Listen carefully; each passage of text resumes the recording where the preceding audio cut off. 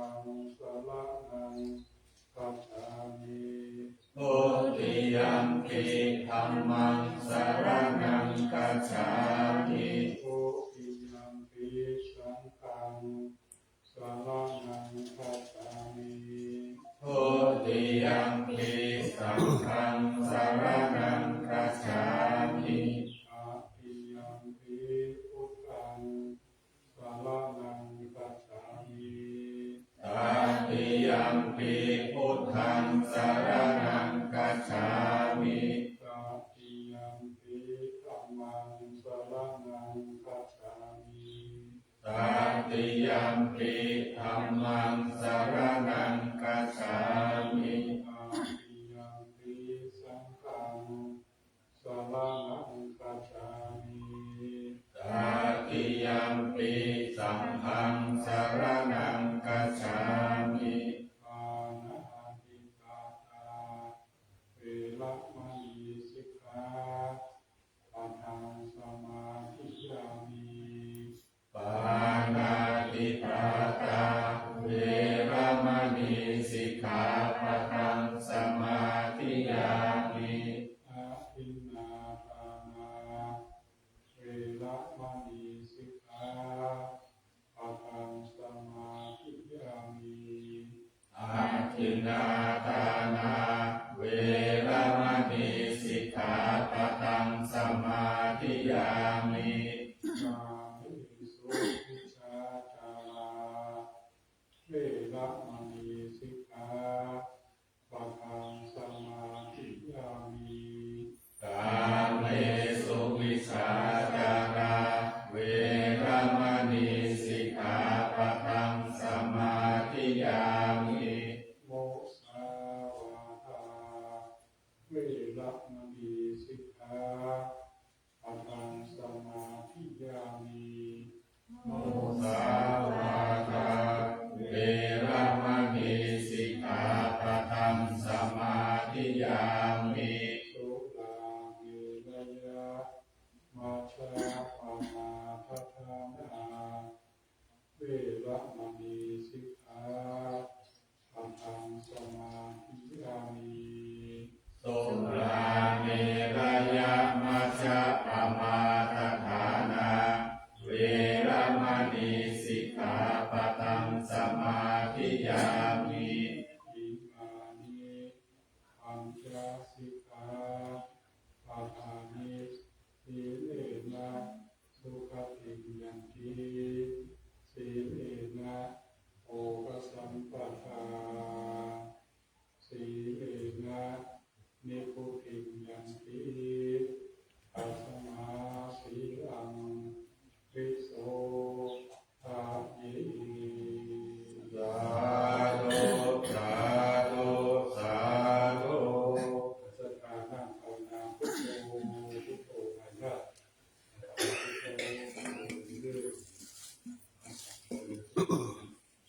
นะโมตัสสะภะคะวะโตอะระหะโตสัมมาสัมพุทธัสสะนะโม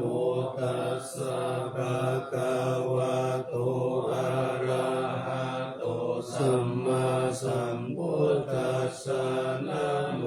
ตัสสะภะคะวะโตอะระหะโตสัมมาสัมพุทธัสสะอิติปิโสภะ ภะคะวะอะระหังสัมมาสัมพุทโธมิจฉาจารณะสัมปันโนสุขโตโลกวิทูอนุตตโรปุริสธรรมสารติสัจจเทวม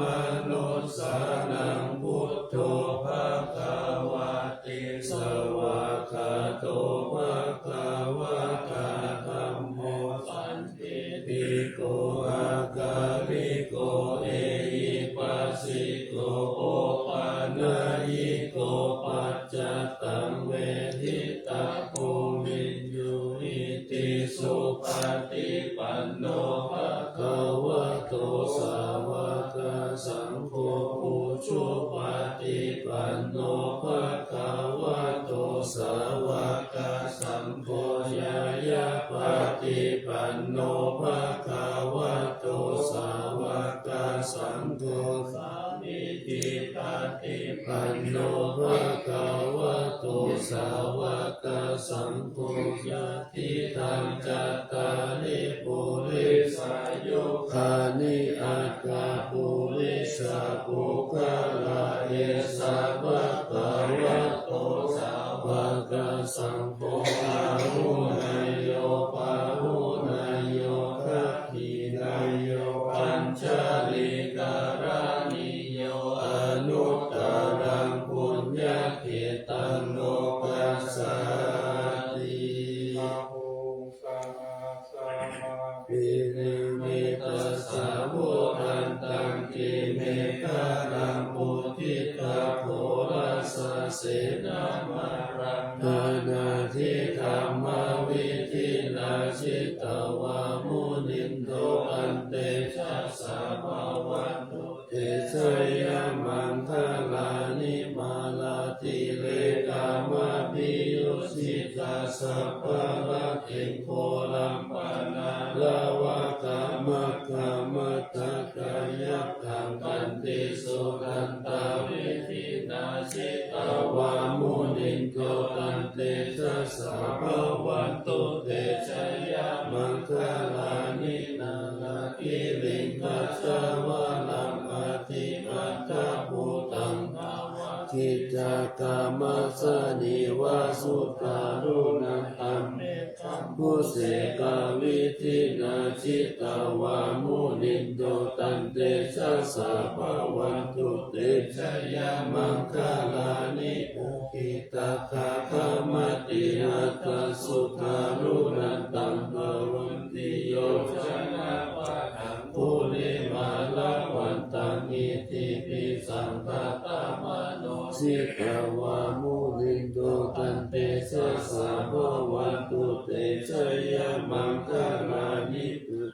นกะตาโมตารังยิวะคาปินิยาจินจายะตุตาวัจจนะจนะกายมัสเสสันเตนะโสมาวิสินาสิตาวามุนินโตตันเตชะสะภะวันตุเตชะยะมังคลานิสัจจังวิหายมติสัจจกาวาทะเกตุงวาทะพิโรปิตามานามติอัตตะภูตังปัญญาปฏิปัจจนิโตสิตาวามุนินโตตันเตชะสะภะวันตุเตชะยะมังคลานินันโตปานันทพุชกังวิพุทธังมหิติปุตเตนะเถระพุชเกนะธรรมาปยันตุอิทุปเทสะเวทินาสิตาวามุนินโตตันเตชะสะภะวันตุเตชะยะมังคลานิปุปาทิติพุชเกนะสุตตะนะจังพระมังวิสุทธิสุทธินิธิภะกะมิตานังญาณังคะเตนะวิธินาชิตาวามุนินโตตันเตชะสะภะวันตุเตชะยะมังคลานิวิพุทธชยมังคลาอัตถะตะโยวาจานุทินาทิเนสาระเตมะตัญญิตวานานิกาวิวิตานิจุปัตตวานิโมขังสุขังอธิกามายานาโลสัพพัญโย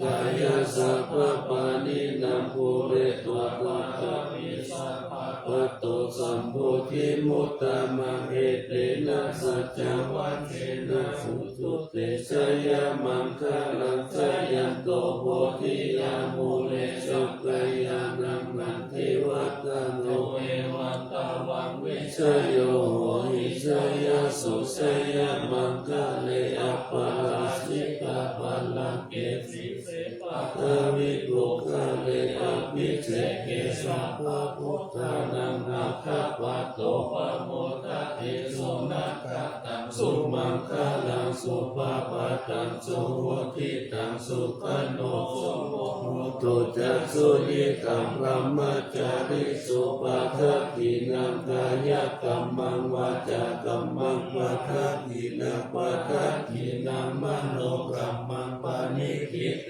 ปะทักขินังปะทักขินานิกัตตวนาลาปันตันเตปะทักขิเนเตือนสุท่านพระสาธุชนทั้งหลายช่วงนี้เป็นช่วงที่เรียกว่ามีกิจกรรมการงานมากมายโบราณอย่างให้สิ่งเกิดขึ้นมาพร้อมๆกันอย่างที่เราทั้งหลายได้ทราบกันแต่ศรัทธาทั้งหลายมันก็เปลี่ยนไปด้วยศรัทธาภาษาพระศรัทธาภาษาพระศรัทธาสัมปันนาสัมปันโนอยู่พร้อมด้วยศรัทธาความศรัทธานี่เป็นพลังอันยิ่งใหญ่เกิดจากความเพียรเกิดจากความเพียรแล้วก็เกิดจากปัญญาด้วยมันเป็นปัญญาความเพียรนี่ถ้าว่าไม่ประกอบด้วยปัญญาก็อาจจะไร้ผลแต่ถ้าความเพียรที่ประกอบด้วยปัญญามันก็เพิ่มเพียรที่พระพุทธเจ้าสอนเพียรเพื่อจะละกิเลสเพียรเพื่อจะละบาปอกุศลพระพุทธเจ้าก็สอนทำมันเรียกว่าวิริยะเรียกว่าวิริยะเพียรเพื่อจะไม่ให้บาปเกิดขึ้นเพียรเพื่อจะละบาปที่เกิดขึ้นแล้วเนี่ยเพียรเพื่อจะไม่ให้บาปเกิดขึ้นบาปที่มันชอบเกิดขึ้นมันชอบสดเข้ามานั่งได้สดเข้ามานั่งในห้องสดเข้ามานั่งในใจสดเข้ามานั่งในใจตั้งสดเข้ามาดีนะบาปก็คือว่าหมายความว่าเกิดจากโทสะห้องเกิดจากโลภะห้องมันมีเหตุพระพุทธเจ้าตรัสว่า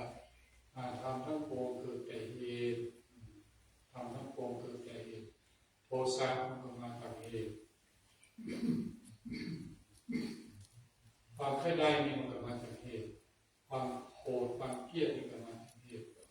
ความโกรธความเกลียดนี่ก็เกิดมาจากความที่บ่พอใจบ่ชอบใจเรามีบ่พอใจพ่อบ่พอใจพ่อชอบใจพ่อบ่ชอบใจพ่อบางสิ่งบางอย่างมันถูกใจเราบ่ชอบใจถ้ามันถูกใจเราบ่ชอบใจสิ่งที่มันถูกใจเรามันเขาก็พอใจชอบใจก็เป็นโลภะไปสิ่งใดที่มันเกิดขึ้นแล้วเอาไปชอบใจพอใจมีแต่การเป็นโทสะเสียเนี่ยเดียวคือเจ้ามันสอนว่าทำทั้งปวงเกิดแต่เหตุมันจะเป็นชอบของมันก็มาจากเหตุจะเป็นที่มันชอบก็มาจากเหตุก็เหมือนกับที่เอาผีข้าวลำยาผีข้าวลำเนี่ยเพราะว่าเอาชอบอาหารนั้นอย่างเช่นยำไก่เอาคนชอบยำไก่เพราะว่าได้กินยำไก่ข้าวลำถ้าว่าคนที่ชอบน้ำเมี่ยงตามมาก็ชอบแต่คนชอบน้ำเมี่ยงแต่ว่ากินแล้วลงขึ้นกินเป็นโรคเป็นโรคแม่นวันเข้าแต่ว่ากินแล้วกินน้ำเมี่ยงก็เขาเดินอยู่ในงานเนี่ยพอมันชอบมันก็กินยาลมพอใจโดยการทุกสิ่งทุกอย่างที่ว่าความเพียรก็อาศัยสติอาศัยปัญญานักศรัทธาทั้งหลายไปงานนั้นงานนี้ตลอดเวลางานบนวัดที่ก็ไปงานกันลูกก็เคยกันไปเคยกันมาศรัทธาทั้งหลายก็ตั้งประกอบเลยความเพียร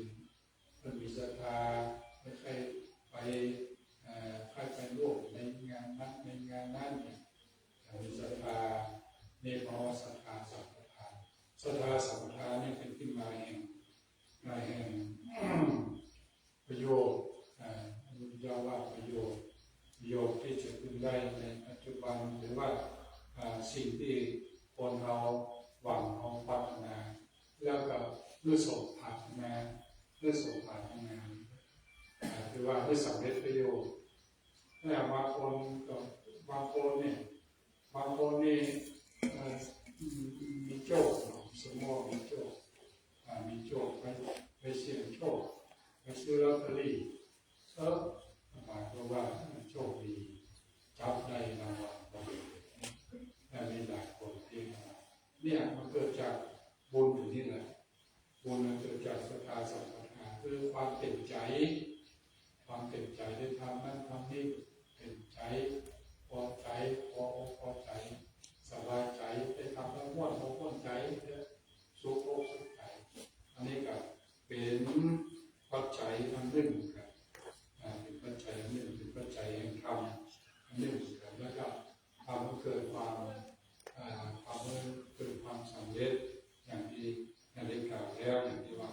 บางคนโชคดีจับใส่รางวัลได้รางวัลใหญ่ได้นักอันนี้ก็เพราะเกิดตัวนี้เกิดมาจากบุญตัวนี้เลิศสดาทั้งหลายเกิดมาจากศรัทธาสัมปทานที่ถึงพร้อมด้วยศรัทธามีความเชื่อมั่นและก็มีความสุขใจมีความสบายใจแล้วเวลาสิ่งใดมันเกิดขึ้นมันก็จะทำให้เกิดความอิ่มอกอิ่มใจโอ้โหใช่อันนี้เป็นการทำสอนในพระพุทธศาสนาขออนุโมทนากับศรัทธาสาธุชนทั้งหลายช่วงนี้อย่างที่อาจารย์ได้กล่าวไปแล้วคงจะมีงานหลายสิ่งหลายอย่างโดยเฉพาะนี่คืองานไหว้งานสาการสักการะบูชาพระบรมธาตุจอมดสุเทพประเพณีเดือน8 เดือนวิสาขบูชาซึ่งก็จะเกิดขึ้นในวันนี้เราก็ได้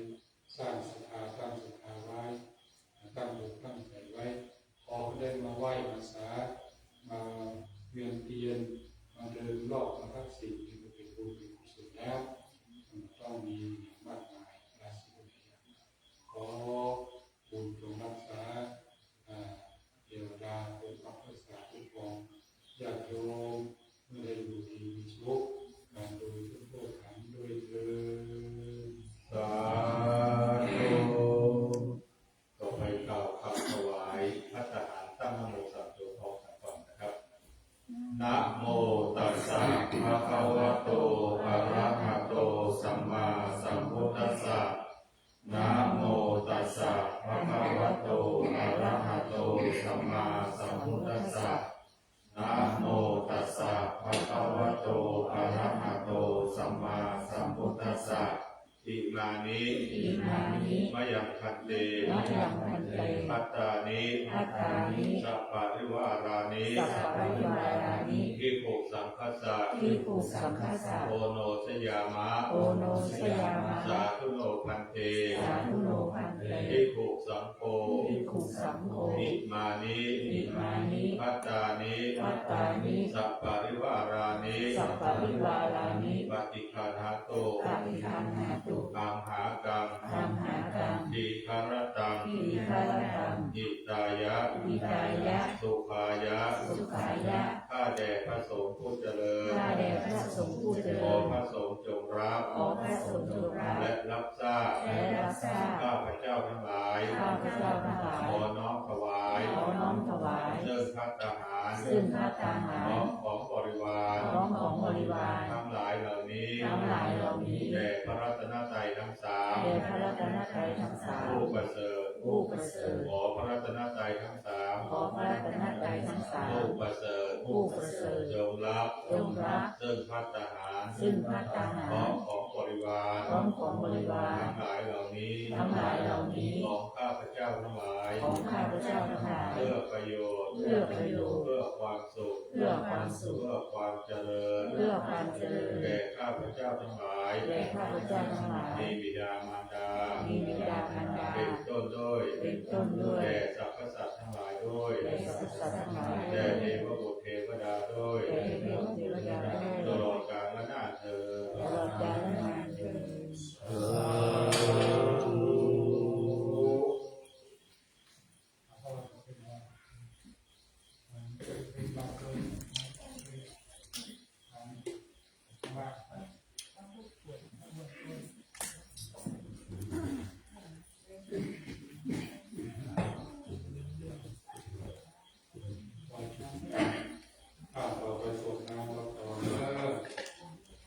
ยะถาวาริวหาปุราปาริปุเรนติ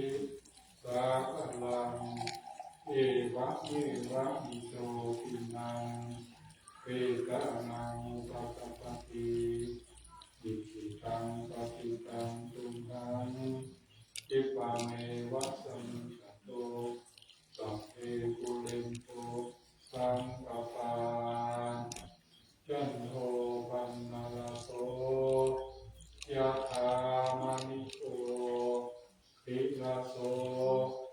ยะถาสัพพิติโยวิวัชชันตุสัพพะโลกโควินาศตุมาเตภวัตวันตารโยสุขีนิคายุโกภวะอภิวาทนาสิริสานิจังวุฒาปัจจายโนจตารโอธรรมาวัฏันติอายุวันโนสุขังภะลั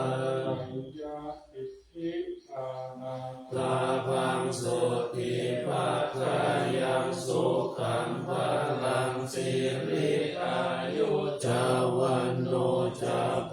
คังมุทิจายาสัมมาสัตตาวัสสัจจะอายุจจีวสิกิภะวันตุเตภวัตตุสัพพะมังคลังรักขันตุสัพพะเทวตาสัพพะพุทธานุภาเวนัสสัทธาสุทิภวันตุเตภวัตตุสัพพะมังคลังรักขันตุสัพพะเทวตาสัพพะธัมมานุภาเวนัสสัทธาสุทิภวันตุเตภวัตตุสัพพะมังคลังรักขันตุสัพพะเทวตาสัพพะสังฆานุภาเวนัสสัทธาสุทิภวันตุเตสาธุสาธุสาธุต่อไปกล่าวคำแผ่เมตตากับสรรพสัตว์และแผ่เมตตากับตัวเองว่าตามนะครับสัพเพสัตตาสัพเพสัตตาสัตว์ทั้งหลาย สัตว์ทั้งหลาย ที่เป็นเครื่องทุกข์ ที่เป็นเครื่องทุกข์ เกิดแก่เจ็บตาย เกิดแก่เจ็บตาย ด้วยกันทั้งหมดทั้งสิ้น ด้วยกันทั้งหมดทั้งสิ้น ณเวลาหนตุ ณเวลาหนตุ จงเป็นสุขเป็นสุขเถิด จงเป็นสุขเป็นสุขเถิ อย่า ด ได้มีเวร อย่าได้มีเวร ซึ่งกันและกันเลย ซึ่งกันและกันเลย อัพยาปัจจาโหตุ อัพยาปัจจาโหตุ จงเป็นสุขเป็นสุขเถิด จงเป็นสุขเป็นสุข อ เถิ ย่า ด ได้พยาบาทเบียดเบียน อย่าได้พยาบาทเบียดเบียน ซึ่งกันและกันเลย ซึ่งกันและกันเลย อะนีคาโหตุ อานิคาโห จ ตุ งเป็นสุขเป็นสุขเถิด จงเป็นสุขเป็นสุข อ เถิ ย่า ด ได้มีความทุกข์กาย อย่าได้มีความทุกข์กาย ทุกข์ใจเลย ทุกข์ใจเลย สุขีอัตตานัง สุขีอัตตานัง บริหารันตุ อริหารันตุ จงมีความสุขกาย จงมีความสุขกาย สุขใจ สุขใจ รักษาตน รักษาตน ให้พ้นจากทุกข์ภัย ให้พ้นจากทุกข์ภัย ทั้งหมดทั้งสิ้นเถิด ทั้งหมดทั้งสิ้นเถิด อหังสุขิโตโหมิ อาหังสุขิโตโหมิ ทุกโหโหมิ นิทุโหโหมิ อะเวโรโหมิ อะเวโรโหมิ อะโรโคโหมิ อะโรโคโหมิ สุขีอัตตานัง สุขีอัตตานัง ปาริหารามิ ปริหารามิ ขอให้ตัวของเราเอง ขอให้ตัวของเราเอ จ ง งมีความสุข จงมีความสุข ปราศจากทุกข์ ปราศจากทุกข์ ไม่มีภัย ไม่มีภัย ไม่มีเวร ไม่มีเวร ไม่มีโรค ไม่มีโรค อยู่เป็นสุข อยู่เป็นสุข ทุกเมื่อเธอ ทุกเมื่อเธอ ต่อไปเข้าสู่ภาวนาใหม่กำหนดลมหายใจเข้าลมหายใจออกเอาเข้าคู่ลมหายใจเข้าออกเข้าสู่ภาวนาใหม่ณบัดนี้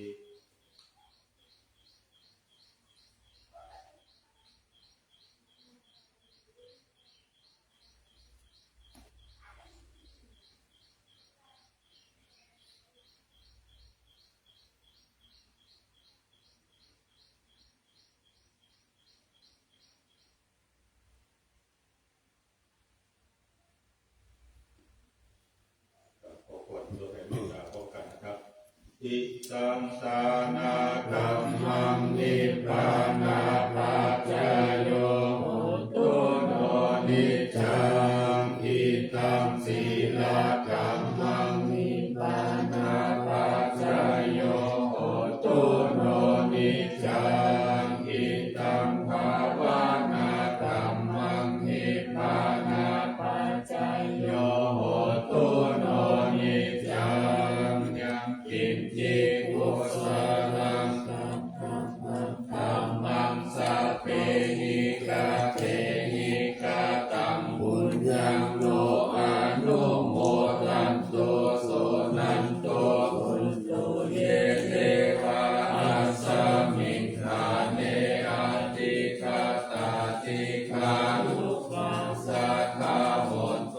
สัพพะสัตตานังสุขีอัตตานังภาริหารันตุมาตาปิตาสุขิตาโหนโตสุขาปาโมจจันโตสัพพิยาตากาสุขิตาโหนโตสุขาปาโมจจันโตสัพเพอาญาตากาสุขิตาโหนโตสุขาปาโมจจันโตสัพเพปิตาสัพเพยัตถาสัพเพเปตาสุขิตาโหนโตสุขาปาโมจจันโตสัพเพนัพพัตตาสุขิตาโหนโตสุขาปาโมจจันโตสัพเพเทวาสุขิตาโหนโตสุขาปาโมจจันโตสัพเพอาจาริโยปัญจายาสุขิตาโหนโตสุขาปาโมจจันโตสัพพะสัมปะทินังสนิจันตุโห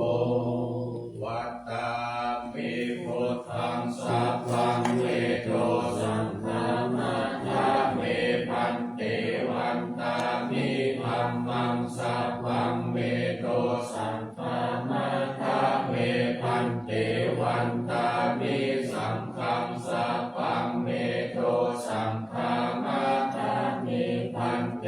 วันตามิโกโรโอปัชฌาอาจาริเยสัพพังเวโตสังฆามาทาเมพันเตวันตามิกัมมัฏฐานังสัพพังเวโตสังฆามาทาเมพันเตวันตามิอาราเมภัตตาสีมายังสัพพังเวโตสังฆามาทาเมพันเตวันตามิเกติยังสัพพังสัพพะทาเกโสปาติทิตาสาลิราธาตุมหาโพธิพุทธารูปังสักกาลังสัทธานาคาโลเกเท